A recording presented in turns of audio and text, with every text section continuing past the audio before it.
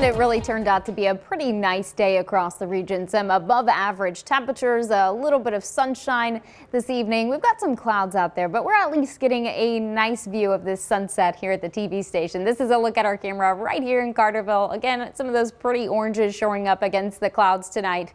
And temperatures really aren't too bad if you're thinking about stepping outside and checking that out. Temperature wise, we're ranging from the mid 40s to the low 50s. So we've got Mount Vernon coming in at 45 degrees, Marion at 49, along with Cape Girardeau, while Sikeston and Paducah are both still hanging on to the low 50s, coming in at 51. Overnight tonight, a little bit of cloud cover is going to be sticking around, but aside from that, it's going to be a quiet night. As we start to shift into tomorrow, a front will make its way through. There's a very, very small chance that we see an isolated shower, maybe a couple of flurries, but I think for the most part, we're all going to be staying dry.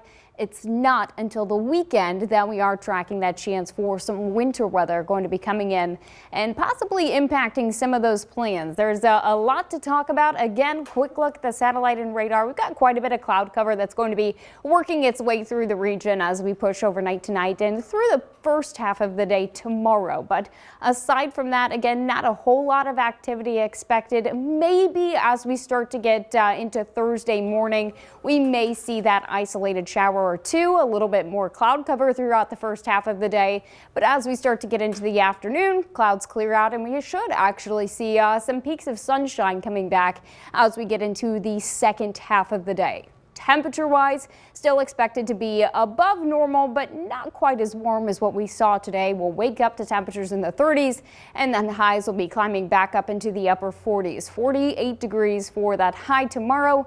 Storm Track 3 app. This is going to be very important for the next couple of days, especially as we track this winter system, especially if you have any plans. So we are watching the potential for a low to be making its way. Should start to make landfall later tonight, and we'll start to get a better idea of where it's going to move. But it is expected to push off to the south, and depending on where it lines up, we are tracking the chances for potentially a very active weekend. So again, at this time, it's still way too early to talk about amounts. I know everybody wants to know how much snow are we going to get? Is it going to be freezing rain? But again, a lot of questions. We should start to know tomorrow a little bit better, but the big story is you want to stay up to date. There's a good chance this is going to impact some of your weekend plans. There's a possibility that we see a pretty significant event coming our way, but still lots of questions. So you don't have to run to the store and buy all the bread and milk just yet. But keep an eye on that. Again, the best chances for that start to make its way into Saturday. So models have slowed that down just a little bit.